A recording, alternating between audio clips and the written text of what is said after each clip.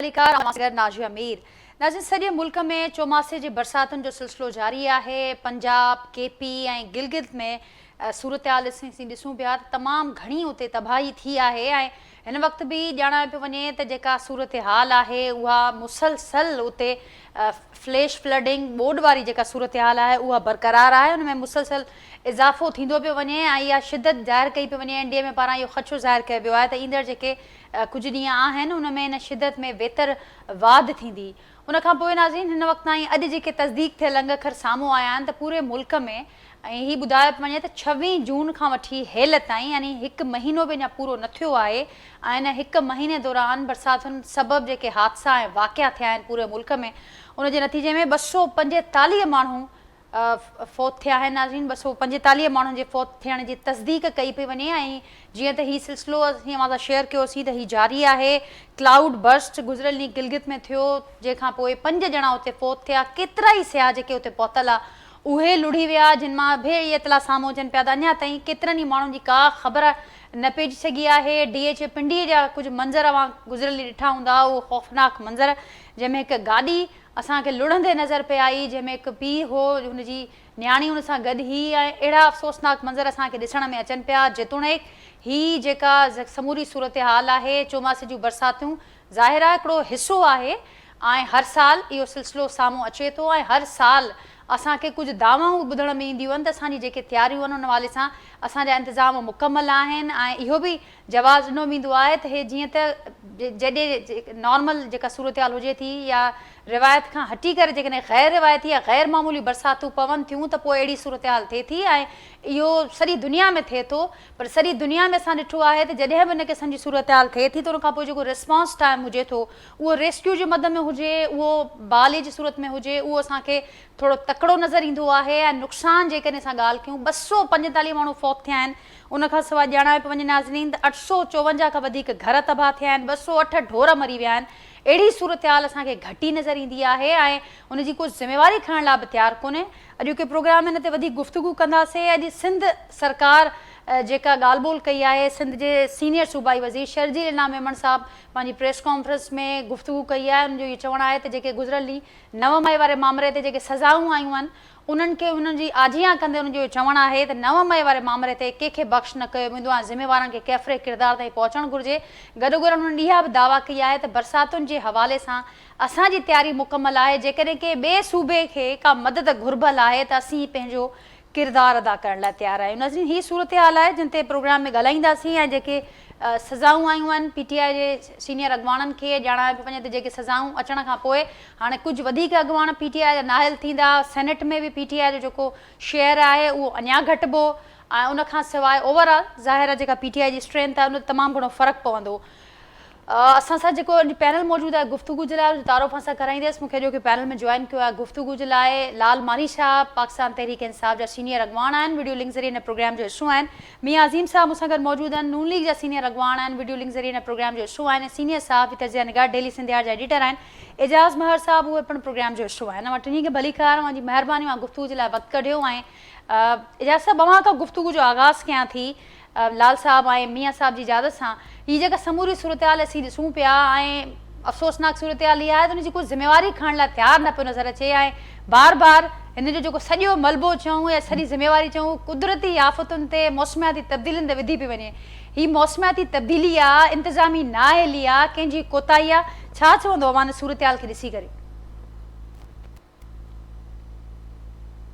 एजाज़ महर साहब जी जी सॉरी मां तव्हांजो सवाल एजाज़ महर साहब मूं ज़िक्र पे कयो त सॼे मुल्क में चौमासे जी बरसातुनि जो सिलसिलो हलंदड़ आहे पर जेका हीअ अफ़सोसनाक सूरत हाल आहे 245 माण्हू फ़ौत थिया आहिनि। ज़ख़्मनि जो वॾो तादाद आहे। घर तबाह थिया आहिनि। ढोर मरी विया आहिनि ऐं अञा हीअ सिलसिलो जारी आहे पर को ज़िमेवारी खणण वारो नज़र न पियो अचे ऐं सॼो जेको मलबो आहे उहो विधो पियो वञे मौसमियाती तब्दीलियुनि ते या कुदरती आफ़तुनि ते।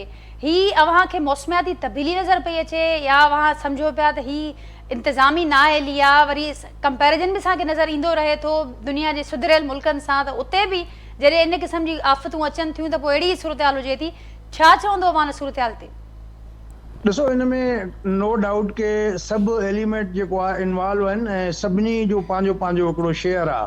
त त ओवरऑल जेके दुनिया जा सो कॉल्ड सुधरियल मुल्क सम्झनि था पंहिंजो पाण खे या उन्हनि खे सम्झो थो वञे या करार ॾिनो थो वञे त उन्हनि जो जेको कार्बन इमिशन्स रेशो आहे उहो तमामु घणो आहे ऐं हू पंहिंजी ज़िम्मेवारी पूरी करण लाइ तयारु कोन्हनि। तव्हां हुनजी शुरूआति अमेरिका खां ॾिसो त हू उन एग्रीमेंट मां ई निकिरी वियो क्लाइमेट चेंज जे, हुनखां त चए असांजो वास्तो ई न आहे। त इन्हनि जन मुल्कनि खे हिकिड़ी ज़िम्मेवारी आहे उन्हनि मुल्कनि जी, उहे बि इन खां नाबरी वारियूं वेठा आहिनि। पाकिस्तान में 2005 में जॾहिं ज़लज़लो आयो त उन महिल NDA में ठही, NDA वारनि जेको आहे हिकिड़ो कागज़ी पंहिंजो स्ट्रक्चर त ठाहे रखियो आहे, पर इन्हनि जो रैपिड रिस्पॉन्स जेको हुजे या हिकिड़ो नेटवर्क हुजे या जेके उनखे इक्विप कयो वञे या छा, उहो उनजो को बि न जोड़े सघिया आहिनि। सिर्फ़ु ॿाहिरनि मुल्कनि में इमदाद विराइण जे लाइ या लोकल मुल्क में जेकॾहिं को अहिड़ो हादसो या वाक़ियो थिए थो त उनखां पोइ NDA में एक्टिव नज़र अचे थी। पर रेस्क्यू जे लाइ तव्हां सवात में कुझु ॾींहं पहिरीं तव्हां यादि हूंदो त सॼो पूरो ख़ानदान जेको आहे लुड़ी वियो त उन्हनि खे कढण जे लाइ को इंतज़ाम न कयो, इवन रेस्क्यू वारनि वटि रसी बि कोन्हे। त अहिड़े क़िस्म जी कोताहियूं आहिनि, सियासी बुनियादनि ते भर्तियूं आहिनि इन्हनि इदारनि में, ट्रेनिंग जी खोट आहे, उहो अहसासु कोन्हे को इन्हनि माण्हुनि में त को इंसानी ज़िंदगी जो क़दुरु क़ीमत छा आहे। त इहे वैल्यूज़ रियासत विञायूं आहिनि ऐं रियासत उन्हनि जो क़दुरु नथी करे। ओवरऑल उनजी एडमिनिस्ट्रेशन, भले हीअ हुकूमत हुजे या माज़ी में जेके हुकूमतूं आहिनि, उन्हनि जूं सभिनी जूं गॾियल कोताहियूं आहिनि, जंहिंजे नतीजे में असां वटि को हिकिड़ो मरबूत अहिड़ो सिस्टम नज़र नथो अचे पियो। ऐं 2005 जी जेका NDA में ठही आहे, तव्हां उन्हनि जूं पघारूं चेक कयो, तव्हां उन्हनि जा अलाउंसिस चेक कयो, उते सभु रिटायर फौजी वेठा आहिनि, मुख़्तलिफ़ इदारनि जा रिटायर माण्हू, हाई पैकेजिस ते उन्हनि खे गाॾियूं मिलनि थियूं, अलाउंस मिलनि था, जहाज़ मिलनि, टिकेटूं मिलनि थियूं मुफ़्त में।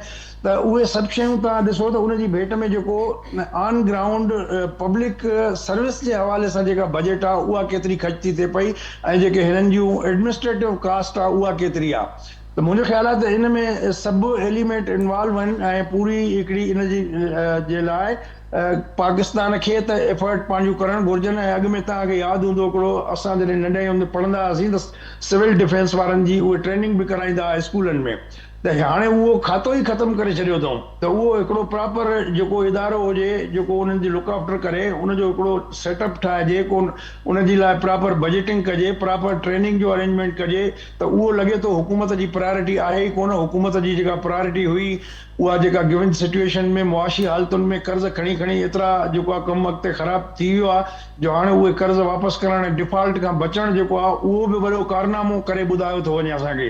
त मुंहिंजो ख़्यालु आहे त जेको प्रायोरिटी आहे गवर्नमेंट जी, उहा इंसानी फलाह ऐं पब्लिक वेलफेयर जे हवाले सां हुजणु घुरिजे।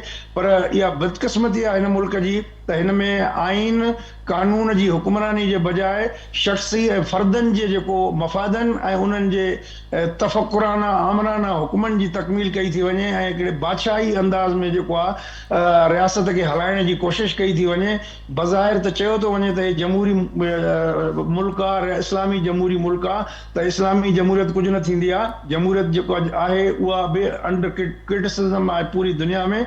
त असांखे जेको आहे हिकिड़ो पंहिंजे ज़रूरी मरूज़ी हालतुनि खे मद्देनज़र रखी असांखे पंहिंजे रियासत जो जेको हिकिड़ो किरदारु आहे उहो पब्लिक वेलफेयर जे तरफ़ जेको आहे उहो अमली तौर ते करणो पवंदो, अहिड़ा क़दम खणणा पवंदा जंहिंसां उहो नज़र अचे, आम माण्हू खे यकीन थिए, पंहिंजी हुकूमत ते फ़ख्रु करे सघे, पंहिंजे इदारनि ते फ़ख्रु करे सघे।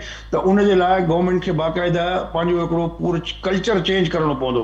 रियासत जो किरदारु जेको आहे उहो फलाही जेका बहबूद आहे, जेका असांजे जेका मां ॻाल्हि कई थी वेलफेयर वारो जेको पासो आहे उनखे प्रायोरिटाइज़ करण जी ज़रूरत आहे। लाल साहिबु अवां छा एड कंदो, ही समूरी सूरतहाल अवां जे आॾो आहे ऐं ज़ाहिर आहे जेका बि हुकूमत हुजे असीं हर भेरे अहिड़ी सूरतहाल ॾिसंदा था अचूं।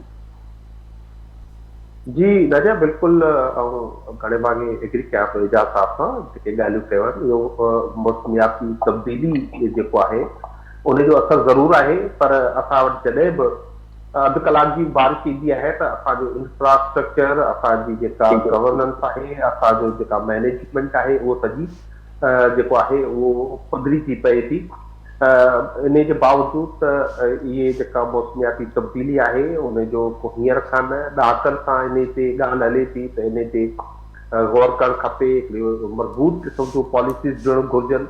पर जॾहिं असांजी हुकूमत इहो पॉलिसी जोड़ण ते अचनि पियो त उन वॾी वॾी पॉलिसी इहो थी हुजे त असां जेको आहे वॾी का डोनर कॉन्फ्रेंस कंदासीं, दुनिया खां वञी पिनंदासीं, ऐं पोइ जेकॾहिं पैसा पूरा न मिलिया त वरी मयारू ॾींदासीं, सबब त असांखे पैसा पूरा कोन ॾिना। ऐं इन खां पाण जेका पॉलिसी ऑन ग्राउंड नज़र का थी अचे, उहा ह्यूमन डेवलपमेंट आहे, माण्हुनि में इन्वेस्ट नथो थिए। बिल्कुलु सही चयो का इहा वेलफेयर स्टेट न आहे। तव्हांखे नज़र ईंदो त हिते इलीट क्लास जेको आहे उहो पंहिंजा जेके हिसाबरी जे नज़र ईंदी, अरबे खरबे जा कॾहिं शुगर स्केंडल ईंदा, त कॾहिं PCB जो स्केंडल ईंदो, त कॾहिं 1100 अरब जो स्केंडल ईंदो, त कॾहिं 40 अरब जो स्केंडल ईंदो। हुननि खे को माण्हुनि जी फलाह बहबूद में दिलचस्पी न आहे। ख़बर आई भई 200 माण्हू मरी वेंदा, 50-50 रुपया ऐलान कंदासीं, लख रुपया ऐलान कंदासीं, माण्हू ख़ामोश थी वेही रहंदा। लिहाज़ा हू उन्हनि जो हिन तरफ़ जेका आहे को संजीदा रवैयो न आहे। ऐं कल्ह खां ॾाढो ॾुखारो आया त इहे जेके हिकिड़ो त इहो 245 माण्हू उहे बि जेके वीचारा पंहिंजी जात जो नज़रानो ॾेई चुका आहिनि, बरसातुनि जी नज़र करे चुका आहिनि। पर हाणे पिंडी या इस्लामाबाद जेको पावर सेंटर आहे, जिते तव्हांजी ट्रूप्स वेठा आहिनि, फौजी वेठा आहिनि, जिन वटि हर सहूलियतूं आहिनि, तव्हांजी गवर्नमेंट बि आहे, त सभु कुझु बि आहे। का सुई न हुई, हिकिड़ी गाॾी हुई जंहिंमें हू पीउ ऐं हुनजी धीउ जेका आहे रिटायर्ड कर्नल साहब हू गुम थी आया आहिनि। नालो हादसो त थी वियो, लेकिन अञा ताईं जेको ॿुधण में आयो आहे त हुननि जो न बॉडीज़ रिकवर थियूं आहिनि, न गाॾी रिकवर थी आहे, वरी राति थी आहे, वरी इहो सस्पेंड थी वेंदो। त असीं इन में तमामु पोइ आहियूं ऐं असांखे इन में घणो कमु करणु अक्रॉस द बोर्ड इन जी ज़रूरत आहे। जी मियाँ साहब, आप क्या कहना चाहेंगे सारी सूरत हाल पर? और इस बात पर तो सब मुतफिक हैं कि जो मौसमियाती तब्दीली बिलाखिर आज के दौर की एक तल्ख हकीकत है और हमें उसको फेस भी करना है और हम इस पर सफ़र भी कर रहे हैं। लेकिन साथ साथ जो इंतज़ामी जो मामलात हैं उनमें जो कोताहियाँ या जो लापरवाहियाँ हम कहें वो नज़र आ रही हैं, उस पर किसकी जिम्मेदारी है? आप क्या कहना चाहेंगे? इस वक्त पूरे मुल्क में ये सूरत हाल है और बहुत ज़्यादा नुकसान भी हो चुका है। देखें, इसमें बिल्कुल अभी जैसे मेरे दोनों भाइयों ने बड़ी तफसील से बात की है, इसमें देखिए बड़ी दो चीज़ें हैं। इसमें सबसे पहले तो मौसम की जो तब्दीली है पूरे पाकिस्तान के अंदर, इसकी ज़्यादा जो शुमाली पाकिस्तान है उसमें जो वजूहात हैं, जो दरख्तों की कटिंग इन्होंने शुरू की हुई है वहाँ पे, और शजरकारी शुरू नहीं करते। और एक तरफ से आप देखें शुमाली एरिया में अब मौसम की तब्दीली भी इसी वजह से हुई है। अब पंजाब के अंदर हमने शजरकारी शुरू किया, मुझे बताएं KP के अंदर कोई इन्होंने ऐसा कोई काम शुरू किया है कि वहाँ पे ये दरख्त काट काट के बेचते हैं और करप्शन की वहाँ पे इंतहा है। और ये जो सारी चीज़ें हैं, ये जो प्रोविंशियल गवर्नमेंट है उसकी जिम्मेदारी ज़्यादा बनती है, और ख़ास तौर पे KP के अंदर और गिलगित के अंदर, GP के अंदर और फाटा के अंदर, ये जो एरिया पाकिस्तान के हैं वहाँ पे बिल्कुल जो फेडरल गवर्नमेंट की जिम्मेदारियां हैं वो बिल्कुल हम उसको भी देख रहे हैं। अगर इस तरह के हालात जब पैदा होते हैं, जो पिछले दिनों पिछले महीने जो एक पंजाब की फैमिली वहाँ पे सियाहत पे गई हुई थी और उन बच्चों की, बुजुर्गों की, माओ बहनों की जो वहाँ पे जान गई है इंतजामिया की वजह से, तो ये सारी चीजें तो इनके सामने है। अब KP की हुकूमत जो वहां पे मौजूद है, PTI की जो हुकूमत है, और उस सूबे के अंदर ये सारी चीजें 12 साल से एक ही पार्टी को हुकूमत मिली हुई है, किसी एक शोबे में भी काम नहीं करने के लिए तैयार। और सियाहत का इतना बड़ा बिजनेस है उस सूबे के अंदर, उसको ये, और खान साहब एक कहते थे कि जी सियाहत के ऊपर मैं पाकिस्तान की इकॉनमी को दुरुस्त करूंगा और सियाहत के शोबे को मैं फरोग दूंगा, लेकिन वो वहां पे 12 साल में इन्होंने कोई ऐसा काम नहीं किया कि जो अब इस मौसम के अंदर आप देखें कि टीवी के अंदर ये खबरें आती हैं कि इस मौसम के अंदर आप शुमाली पाकिस्तान में कहीं भी ना जाएं। तो अगर वहां पे सहूलतें मौजूद हों, बिल्कुल ये जो कुदरत की तरफ से आफात आती हैं, ये सारी चीजें होती हैं, इंसान जो कर सकता है वो एक अपनी जगह पे है। फेडरल गवर्नमेंट को, प्रोविंशियल गवर्नमेंट को मिलके जो काम करने हैं वो भी करने चाहिए। लेकिन मियां साहब, ये जो फिगर सामने आया है 245 का, ये सिर्फ KP का नहीं है। ये जो इंफ्रास्ट्रक्चर बैठने का, ये जो घर तबाह होने का, ये जो मवेशी मरने का, ये जो इंफ्रास्ट्रक्चर बैठ जाने का, ये पुल बह जाने का, ये सिर्फ KP का जिक्र नहीं है, ये तो पूरे मुल्क का जिक्र है। और ये पहली बार भी नहीं हुआ, ये तो हर बार होता आया है। तो सिर्फ केपी को देखिए- मुर्द इल्जाम ठहराने से आप समझते हैं कि मसाइल का हल निकलेगा?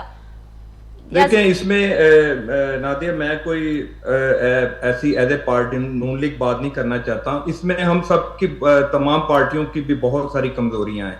इसमें सबसे बड़ी तो ये बात है कि जब किसी भी बिल्डिंग का, किसी भी स्ट्रक्चर का कोई नक्शा पास होता है, तो वो जो अदारा जिसने वो नक्शा पास करना होता है, यहाँ पे वो अदारे जो है ना वो फाल नहीं है, जिसके ऊपर हम पंजाब में बहुत ज्यादा काम कर रहे हैं। जिसमें पंजाब के अंदर हमने एक पीरा एक अदारा भी बनाया है, और यहाँ के दूसरे सूबों के अंदर हमें ये चाहिए कि जिस जिस अदारे का जो काम है, अब देखें जहाँ पे दरिया का बहाव है, जहाँ पे वो पानी कम आता है, तो वहां पे लोग आबादी बना लेते हैं। वो समझते हैं कि दोबारा यहाँ पे कोई पानी का फ्लो आएगा ही नहीं, यहाँ से कोई पानी गुजरना ही नहीं है।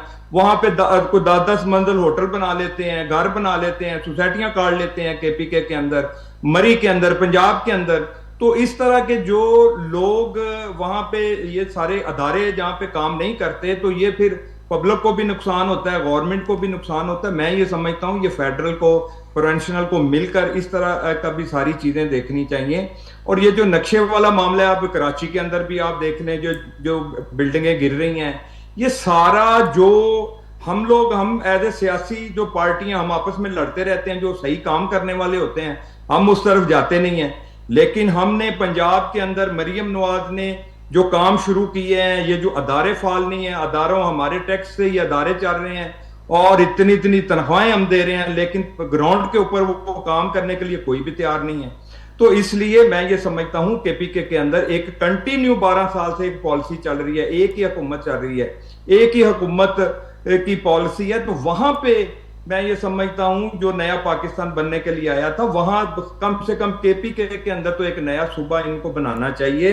और वहां पे सबसे ज्यादा जरूरत इस बात की है, सबसे ज्यादा जरूरत केपी में, इसके बाद बाकी जगह पे रावी चेन ही चेन लिख रहा है।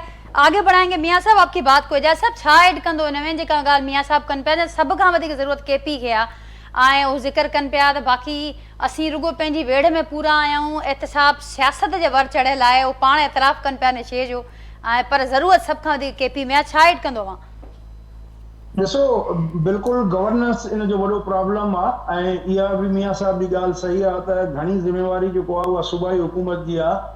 ऐं हाणे शायदि हुननि सूबाई हुकूमत जेको ड्रोन्स वग़ैरह बि वरिता आहिनि, अॼु बि डिमॉन्स्ट्रेशन हुननि जी हले पई मुख़्तलिफ़ चैनल्स ते, त जेके अहिड़ी सूरत हाल जेको आहे अहिड़नि ख़ौफ़नाक वाक़िअनि खां पोइ इहे शयूं करण जे बजाए मुस्तक़िल तौर ते जेको आहे केपी में जेतिरो टूरिज़म आहे एतिरो ॿियनि सूबनि में घटि आहे, त उन में बिल्कुलु केपी जी ज़िम्मेवारी थोरी वधी आहे उन्हनि मामलनि में। पर तव्हां ॾिठो त हिन खां अॻु में जेको 2 हफ़्ता पहिरीं पंजाब में केतिरा माण्हू हुआ, पंजाब में बि त इहो साॻियो हशर लॻो पियो आहे त इमारतूं पुराणियूं आहिनि। उहो पाणी मियां साहब ॻाल्हि कई त उन्हनि खे रेगुलेशन जो के प्रोसेस में आहिनि, ऐं सुठी ॻाल्हि आहे। जेकॾहिं हाणे बि अखि पटी था वञनि त उहे कनि था, जेकॾहिं त उहे घुर्बल क़दम खणनि था त सुठी ॻाल्हि आहे। पर पंजाब में बि का सूरत हाल एतिरी आइडियल कोन्हे जेतिरी मियां साहब तासुर ॾियण जी कोशिशि पिया कनि। त सभिनी सूबनि जी, जीअं अॼु तव्हां पंहिंजे इंट्रो में चयो शर्जील साहब जो 2022 में सैलाब आयो, सिंध में जेको आहे बरसाती सैलाब हुयो, उनजो तव्हां हशर ॾिठो त अञा ताईं माण्हू जा सुध ॾियण सघिया आहिनि, अञा ताईं माण्हू जेको आहे संभरी न सघिया आहिनि उन सॼे मामले खां पोइ। इन खां अॻु में 2010 में तबाही मची, त उन्हनि 12 सालनि में जेतिरा पैसा तव्हां चया त असां ख़र्च कंदासीं, ऐं जेके कुदरती पाणीअ जा लंघ आहिनि उहे बहाल न थी सघिया। अरबे रुपया ईअं कागज़नि में तव्हांखे नज़र ईंदा, पर ऑन ग्राउंड उहे शयूं नज़र न ईंदियूं। त इहे सभिनी बदकिस्मती आहे। चइनी सूबनि जो साॻियो हाल आहे। खणी ठीकु आहे, कंहिं हद ताईं जेकॾहिं हिकिड़ी मार्किंग कजे त पंजाब खणी कुझु बहितर आहे ॿियनि सूबनि जी भेट में, पर पोइ बि इलाही कुझु करण जी ज़रूरत आहे पंजाब में बि।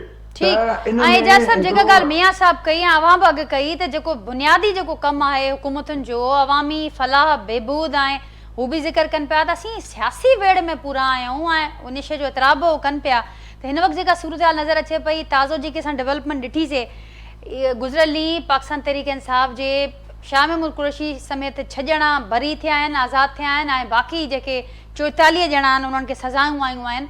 हीउ जेको मामिलो आहे, छा ॾिसो पिया ईंदड़ ॾींहंनि में सूरत हाल ठहंदी? ज़ाहिर आहे उहो त पॉलिटिकल कन्फ्रंटेशन जेको आहे उन तरफ़ शयूं वधंदे नज़र पियूं अचनि, ऐं शाह महमूद कुरैशी त 9 मई जे हवाले सां जेको हुयो त उन ॾींहुं त शहर में ई मौजूदु कोन हो, त इहो मां सम्झां थो त बहितर एस्पेक्ट आहे, पर उनखे सज़ा न मिली आहे छो त जेको कैबिनेट कमेटी जी रिकमेंडेशन्स हुयूं उन में बि उनजो नालो न हुयो। त ॿिया जेके माण्हू आहिनि त उन्हनि जे लाइ बि को अहिड़ा ठोस तव्हांखे सबूत मौजूदु न आहिनि। हिकिड़ी पॉलिटिकल स्कोर सेटलिंग त थी सघे थी त जेको आहे कन्विंसिंग जेको मटीरियल आहे या एविडेंस आहे, जहिड़े तरीक़े जा उहे वाक़िया आहिनि, जहिड़े तरीक़े जी बाहि लॻी वई, भितियूं सड़ी वयूं, पलस्तर सड़ी आहे, त उहो त केमिकल वारी बाहि में सड़ंदा आहिनि। इहे आम कारकुननि जे बाहि में जेको आहे त इहे भितियूं पलस्तर कोन सड़ंदा आहिनि।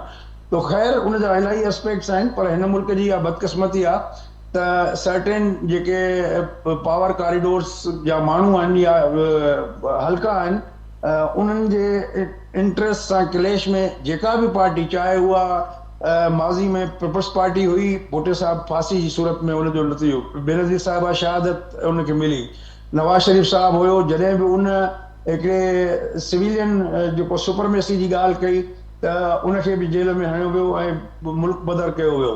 त इहा बदकिस्मती रही आहे। हाणे इमरान ख़ान जो वारो आहे, त इहे सभु सियासतदाननि खे सबक़ पढ़ाइणु घुरिजे त हू पंहिंजा कुल्हा पेश न कनि, ऐं जेको आहे त इस्टेब्लिशमेंट जा घोड़ा बणिजण खां बहितर आहे तव्हां इक़्तिदार खां ॿाहिरि रहो, ऐं जेको आहे त सिविल सुपरमेसी लाइ जेसिताईं कुर्बानी न ॾींदव, अपॉर्चुनिस्ट जेको एटीट्यूड आहे तव्हां सभिनी पॉलिटिकल पार्टीज़ जो, त उहो जेको मौक़ा परस्ती वारो रुझान जेसिताईं ख़तमु न कंदा ऐं जेसिताईं पंहिंजी हैसियत न तस्लीम कराईंदा, तेसिताईं हिन मुल्क में सिविल सुपरमेसी बि न ईंदी, न ई आइन ऐं कानून जी हुकुमरानी ईंदी।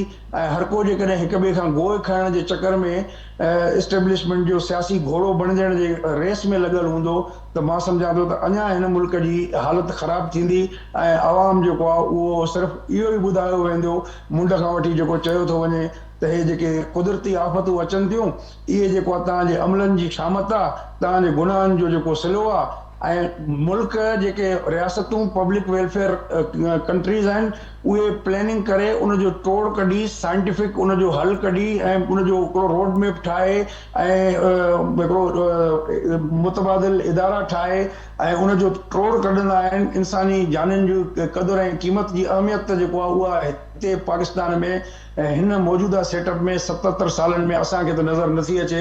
ऐं जेसिताईं उन में सियासी पार्टियुनि जो इहो किरदारु हूंदो त मूंखे नथो लॻे त का बहितरी अचे थी। अॼु इमरान ख़ान जेल में आहे, सुभाणे को ॿियो जेल में हूंदो, त इहो जेको मौक़ा परस्ती वारो रवैयो आहे सभिनी सियासी जमातुनि खे ख़तमु करणो पवंदो।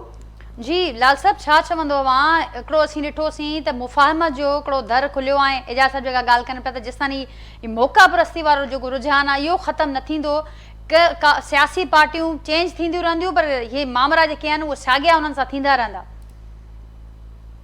अञा पहिरीं त जेके कल पाकिस्तान तहरीक इंसाफ जे बदने कारकुननि खे ऐं लीडरशिप खे बशमूल यासमीन राशिद, उमर चीमा, एजाज चौधरी, महमूद रशीद साहब खे जेको सज़ा थी आहे, एजाज बिलाल एजाज, अहमद चट्ठा, असांजो अपोजिशन लीडर जेको आहे पंजाब असेंबली में, बुनियादी तरह ये सियासी अगवान आहिनि, कारकुन आहिनि, जिन खे जेको आहे कंप्रोमाइज़ करण लाइ, दबाव जे लाइ इहे सभु हरकतूं ऐं साज़िशूं थींदियूं रहंदियूं आहिनि। पर बुनियादी तौर ते कलो के इन फ़ैसिले जी जेका कैजुअलिटी आहे, जेका असल में जेका मौत थी आहे, उहा हिकिड़े तव्हांजे इंसाफ़ जे निज़ाम जी थी आहे, तव्हांजी जुडिशरी जी थी आहे। ही जेको 9 मई जो वाक़ियो हुयो, जंहिं ते हिननि एॾो सारो बिल्ड कयो ऐं पंहिंजो सॼी बयानियूं ही हुकूमत ताईं जेका हाइब्रिड हुकूमत आहे उन बिल्ड कयो आहे, इहो त बुनियादी तरह 9 मई जो बयानियूं त 8 फरवरी 2024 ते दफ़न थी चुको हो, जॾहिं पाकिस्तान जी अवाम इहो बयानियूं बय करण खां इनकार कयो हुयो। ऐं हाणे जेका इहा कल जेको फ़ैसिलो आयो आहे, इंतहाई अजीब आहे। असां हुन ते चवंदा रहिया आहियूं त हीअ यकीनी तौर ते वधीक अहिड़े क़िस्म जा इम्काना जेके सम्झूं था क़ाबिल मज़म्मत फ़ैसिला एक्सपेक्टेड आहिनि। असीं चवंदा रहिया आहियूं त भई तव्हां जेको रावलपिंडी में तव्हां GHQ अटैक केस चओ था, तव्हां पंहिंजो लाहौर में कोर कमांडर हाउस ते जेके तव्हां जिना हाउस चओ था उनखे अटैक चओ था, त उन लाइ त इमरान ख़ान चवंदो रहियो आहे त तव्हांजा CCTV फुटेजिस ॾियो, इहो आवाम खे इहो ॿुधायो त तव्हांजे इलाइक़े में दाख़िल थियण खां पहिरीं त 10 चेक पोस्टूं ईंदियूं आहिनि। हिकिड़ो आम माण्हू जेको दाख़िल कोन थी सघंदो आहे। कलाक जा कलाक जेके जुलूस हलिया आहिनि उहे तव्हांजे उन्हनि ते कीअं पहुता, तव्हांजा उहे बैरियर्स केॾा विया, पर उन जो अॼु ॾींहं ताईं को जवाबु कोन आयो आहे। छाकाणि त हाणे हिते इहे फ़ैसिला त हाणे 26 तरमीम खां पोइ त बिल्कुलु ई आवाम जेका आहे उहो मायूस आहे त हिननि अदालतनि मां के बि क़िस्म जो इंसाफ़ मिलंदो। आइन जो आर्टिकल आहे 10A, उन तहत ही फेयर ट्रायल ॾियण लाइ तयारु कोन आहिनि। राति जो कोर्टूं हलायूं हुयूं ऐं मज़ेदार ॻाल्हि आहे त इन को 12-14 केसिस मुख़्तलिफ़ शहरनि में आहिनि।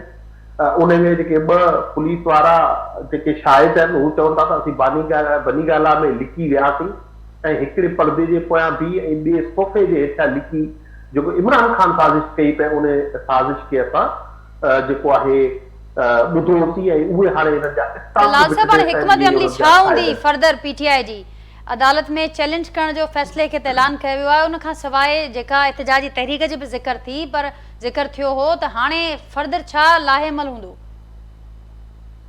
जी यकीनी तौर ते हाणे फर्दर लाहेमल असांजो को ऑप्शन कान्हे। असीं पाकिस्तान जे आइन में कानून में जेको जहिड़ी तरह आहे उनखे तब्दील त करणु चाहियूं था, पर हिन साल जेको मौजूदु आहे कानून राय जे वक़्तु आहे।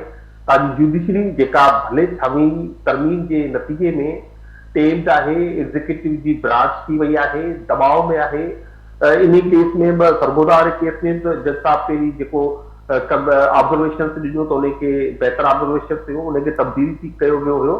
त यकीनी असीं इनखे जेको आहे हायर जुडिशरी जे साम्हूं हाई कोर्ट में इनखे चैलेंज कंदासीं ऐं जेकॾहिं इहो इत्फाक़ जेको आहे अहिड़े जज जे साम्हूं लॻा जो कि प्रेशर में न अचे त इहो हफ़्तो 10 ॾींहं इहो केस न हलंदो। मां बि था ॾिठो इस्लामाबाद में जेको आहे हिकिड़ो केस थियो हुयो जंहिंमें असांजो MLA हुयो लतीफ़ चिताली साहब, हुनखे सज़ा थी, उहो महीने अंदरि उहो हाई कोर्ट मां उहो सज़ा उॾामी वई, हुनखे केस थियो ई कोन थिए, बीठो ई कोन थिए। इहे राति जे अंधेरे में फ़ैसिला ॾिना वञनि था, राति जो 12 वॻे 11 वॻे, ऐं उनजो को जेको आहे तव्हां ही जेका सरगोदा वारो फ़ैसिलो आहे जेकर तव्हां पढ़ी ॾिसंदव तव्हांखे उन में लिखियलु आहे त फलाणा माण्हू आख़िर ताईं तहरीक इंसाफ़ सां अलॻि जो ऐलान बि कोन कयो। माना हुन जज साहब बि चए थो ऐलान कोन कयो। इहो बि हिकिड़ो रीज़न आहे जेकर हिननि खे सज़ा ॾिनी थी वञे। असांजी तहरीक जो आगाज़ थी चुको आहे, तव्हां ॾिठो आहे त पहिरीं लाहौर जो हिकिड़ो ट्रिप थियो आहे, उहो हाणे मुख़्तलिफ़ शहरनि में असांजा कन्वेंशन्स थियण वञनि था पिया ऐं जल्दी सलमान अकबर रज़ा साहब सिंध बि जेको आहे उहो विज़िट कंदो। पंहिंजे आदत ते इहो तहरीक जेको आहे पंहिंजे उरूज ते हूंदी। ख़ान साहब जा 2 फर्ज़न जेके आहिनि उहे पंहिंजी ज़ाती हैसियत में पंहिंजो ख़ान साहब जे औलाद जी हैसियत में उहे बि अमेरिका में आहिनि, उहो बि इंटरनेशनल जेका कम्यूनिटी आहे उनखे मोबिलाइज़ करण जी कोशिशि कनि था पिया। हर सूरत में या जेका मां हिकिड़ी अहम ॻाल्हि करणु चाहींदुसि उन्हनि केसनि जे हवाले सां त जेके टाउट आहिनि, जेके टाउट साफ़ी आहिनि, वी लवर्स आहिनि, जेके चवनि था पिया त हिननि जो जेको इमरान ख़ान या PTI जे कंहिं बि कारकुन खे को बि माफ़ी न मिले, को बि जेका आहे रिलीफ न मिलंदो त जेसि ताईं ही माफ़ी न घुरंदा 9 मई जे वाक़े जी। त पहिरीं ॻाल्हि त ख़ान साहब चई चुका माफ़ी त उहे घुरंदा जिन वाक़ियो कयो आहे ऐं जेके उनजा ज़िम्मेवार आहिनि। पर जेकॾहिं इहो माफ़ी तलाफ़ी ते मामला वञणा आहिनि जंहिंजो मुतालबो कयो थो पियो वञे त पोइ हिननि अदालतुनि जी ज़रूरत कहिड़ी आहे? पोइ इन ते अरबे खरबे रुपया ख़र्च करे आवाम खां धोखो करण खां बहितर आहे त ओपिन इहो ऐलान कनि त हिननि अदालत जी का हैसियत कान्हे, इहो माफ़ी तलाक़ थियनि ऐं असांजे अना जो मसइलो आहे। ठीकु, लाल साहब वहां जी ॻाल्हि खे अॻियां वधाईंदे असां जवाबु वठूं था मियां अज़ीम साहब खां। मां हिकिड़ी ॻाल्हि इहा बि कई त एहतिजाजी तहरीक पंहिंजे ज़ोरनि ते हलंदी ऐं उनजो आगाज़ बि थी चुको आहे, पर हिकु पासे एहतिजाजी तहरीक पिया हलायो, वरी जिन ख़िलाफ़ हलायो पिया उन्हनि सां वेही समझौता बि थियनि था, सीट एडजस्टमेंट बि थिए थी। त ही जेका बज़ाहिर जेका पॉलिसी नज़र अचे पई PTI जी, ही छा घुर्बल टारगेट हासिल करे सघंदा हुआ? छा सूरत हाल हुआ इन हवाले सां ॾिसो पिया? ॾिसो तव्हां मोस्ट प्रोबेबली सेनेट सीटुनि जे हवाले सां ॻाल्हि कयो था पिया। Politics day to day matter, इहो नाहे त को हिकु पॉलिसी ठाहे छॾी ऐं 50 साल जो को ब्रॉड पॉलिसीज़ उहे ठहिदियूं आहिनि, तव्हांजो मैनिफेस्टो हूंदो आहे। बाक़ी तव्हां रोज़ जी सूरत जेका PTI आहे उन हिसाब सां उनखे फेस ऑफ कंदा आहियो। तव्हां ॾिसो इहे पोलिटिशियन को बि उतां सीटूं 1-2 खां वधीक उतां खां खणी कोन सघे हा KPK मां, पर तव्हां ॾिसो त सुप्रीम कोर्ट जे थ्रू असांजो रिज़र्व सीटूं जेके थोरे जेके पाकिस्तान तहरीक इंसाफ़ जो हुयो उहो माल गनीमत सम्झी हिननि खे विरायूं हुयूं। हिकिड़ो पूरो सिस्टमेटिक वे में हिकिड़ो नुक़सान ॾियण जी पाकिस्तान तहरीक इंसाफ़ खे कोशिशि कई थी वञे छाकाणि जो असांखे त बहरहाल असीं चयूं था त थोरा मंशेरी आहियूं ऐं पाकिस्तान जे आइन मूजिबि असांखे जेको आहे हलणो आहे, त उनखे नज़र ठीक में लाल साहब, पर रखंदे ये जेका ॻाल्हि अवां कयो पिया त रहे। पीटीआई खे नुक़सान पहुचाइण जी कोशिशि कई वञे, ख़ुदि पीटीआई जे अंदरां ई आवाज़ उथनि पिया त ही को नुक़सान को ॿियो ॿाहिरां वारो न, पर ख़ुदि पीटीआई जे अंदर वारा माण्हू उनखे नुक़सान पहुंचाइनि पिया। मियां आज़िम साहब क्या रिस्पॉन्ड करेंगे? लाल साहब का मौक़िफ़ आपने सुना मौजूदा सूरत हाल पर। देखें, मैं एक तो आपने सिंधी में सारी बात की है, उसमें कुछ चीजें तो मुझे समझ आई हैं, लेकिन मैं बड़ा थोड़ी सी डिटेल से बात ये करना चाहता हूं कि पीटीआई जो जमात है, इसका मतलब ये है कि पाकिस्तान तहरीके इंसाफ, इन्होंने जो तहरीक है, तहरीक तो इनकी पार्टी के अंदर बकायदा इनके मंशूर के अंदर शामिल है कि हमने तहरीके इंसाफ, एक इंसाफ की तहरीक चलाते रहना है। लेकिन अब इनको ये समझ नहीं आती कि तहरीके इंसाफ की आपने इंसाफ की तहरीक चलानी है या हर तरह की तहरीक चलानी है। अब ये जो पार्टी है, ये तहरीके इंसाफ है, इंसाफ इन्होंने लेना है, तो सबसे पहले ये फैसला किया जाए कि ये तहरीक इंसाफ की कहाँ पे चलनी है। ये अदालतों में चलनी है। आप जाएं सेशन कोर्ट के बाहर जाके एहतजाज करें, सुप्रीम कोर्ट के बाहर करें, सिविल कोर्ट के बाहर करें, सेशन कोर्ट के बाहर करें, जाके कहें कि जी आप इंसाफ गलत कर रहे हैं। आप वहां पे कानूनी तरीके से आप एहतजाज करें, कानूनी तरीके से आप अपने केस को जो है प्रोसीडिंग की तरफ आप जाएं। तो मकसद ये है कि ये जब से ये पार्टी बनी है, इनको खुद नहीं पता कि हमने जो तहरीक चलानी है वो किसके खिलाफ चलानी है। अब जो 9 मई का कल की जो मुख्तलिफ महमूद रशीद वगैरह, यास्मीन राशिदा वगैरह को जो 10-10 साल की सजा हुई है, और उसके अंदर महमूद रशीद जैसे जो हमारे वजारत खारजा से, उनको बरी भी कर दिया गया इस केस के अंदर से, और भी लोगों को बरी कर दिया गया है जो इस पूरे केस के अंदर जिनके ऊपर एविडेंस आई है, पूरी प्रोसीडिंग के जरिए उनके ऊपर ये जुर्म साबित हुआ है, फिर उनको ये सजा मिली है। तो मैं ये समझता हूं कि ये सजा जो मिली है, ये स्टेट के ऊपर इन्होंने हमला किया था 9 मई का, और 9 मई का हमला ये एक ही बात हमसे ये करते थे, स्टेट से करते थे, एस्टेब्लिशमेंट से करते थे कि ये उन्होंने खुद डिजाइन किया है। भाई जिन्होंने डिजाइन किया है, फैज हमीद जैसे लोग वो भी गिरफ्तार हैं, जो उस वक्त आपके साथ थे, इस मुल्क का बेड़ा गर्क करने में शामिल थे, फौज जैसे अदारे को वो बदनाम कर रहे थे, फौज को कमजोर कर रहे थे, अदारे को कमजोर कर रहे थे। सिर्फ उसको ये था, फैज हमीद को ये था मैं चीफ ऑफ आर्मी बन जाऊंगा, इमरान खान साहब को वजीर आजम बना देंगे, और बाकी अदारे सियासी जो तमाम पाकिस्तान का कॉन्स्टिट्यूशन है उसको तो आप देख ही नहीं रहे थे।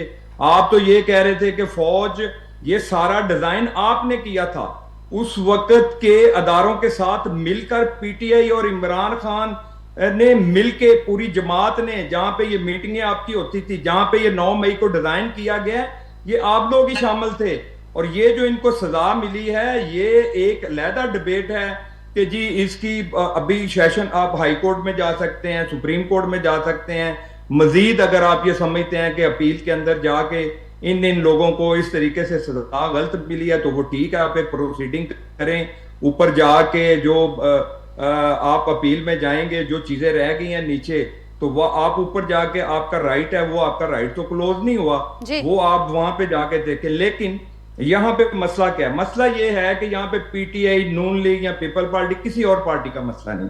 यहाँ पे मसला ये है कि स्टेट के ऊपर हमला हुआ है, पाकिस्तानी फौज के ऊपर हमला हुआ है, हमारे जो दुश्मन है, जो हिंदुस्तान इतना बड़ा हमारा दुश्मन है, उसने कभी इस तरह का उसके ज़हन, इसराइल के, ये जो काम पीटीआई ने किया, ये तो वो नहीं कर सके इतनी बड़ी इन्वेस्टमेंट करके इस मुल्क के अंदर।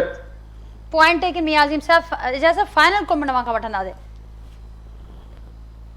जी चाहते साहब छा चवंदो जेका ॻाल्हि मियां साहब कनि पिया त हाणे हिन में त कंहिं पार्टी जो को रोल कोन्हे, स्टेट ते हमिलो थियो ऐं पीटीआई पंहिंजो इख्तियार रखे थी, का सियासी इंतकामी कार्रवाई कोन्हे, ही त जेको मामलो आहे रियासत जो मामलो आहे, पीटीआई वटि अपील करण जो इख्तियार भी मौजूद है।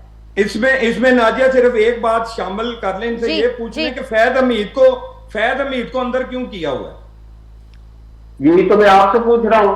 मिलिट्री कोर्ट में एक महीने में, आप बात सुनो, जवाब है ना, मिलिट्री कोर्ट्स एक एक महीने में फैसला कर रही थी, तो फैज हमीद को कितने टाइम से आपने रखा हुआ है और अब सजा क्यों नहीं दे रहे? हमारा ये सवाल तो आपसे बनता है। तो भाई आप उसकी प्रोसीडिंग करें, वो आपका बंदा है, आप उसकी प्रोसीडिंग करें। कौन पेश हो रहा है उसके खिलाफ? उस वक्त तो सारी टिकटें जो एमएनए की एमपीए की टिकटें थी वो फैज हमीद देता था, वो तो पीटीआई का रुकन था। अच्छा, आप बोलने से मुझे जरा 1 मिनट दीजिएगा प्लीज, आप बोल रहे हैं।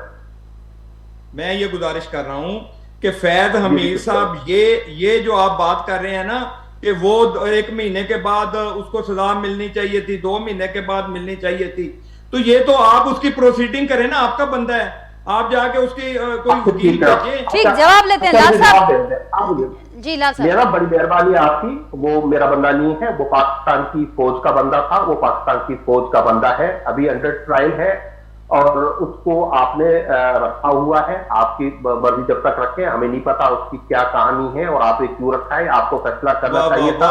क्या कहानी है? माशाअल्लाह, क्या कहानी क्या है वो आपको नहीं पता? उसकी कहानी क्या है?